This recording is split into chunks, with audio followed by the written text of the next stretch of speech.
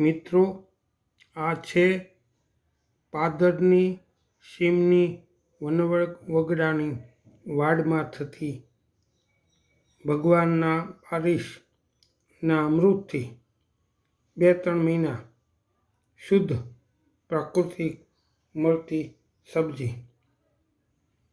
ગામના દરેક લોકો આને ઓળખે.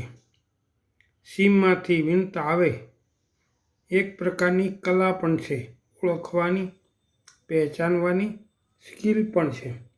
દરેક ગામના બાળકો, મોટા, ખેડૂતો સીમમાંથી આ લાવે અને પોતાના ઘરે પાકશાસ્ત્રની અલગ અલગ કલા પ્રમાણે કંટોલા, હિન્દીમાં કંકોડા, મસ્ત સબ્જી બનાવે છે. કંકોડાને લગાવો, બઢાવો, વસુંધરા કો સજાવો, ઝેર મુક્ત સબ્જી ખાઓ. જય હિન્દ, જય ભારત.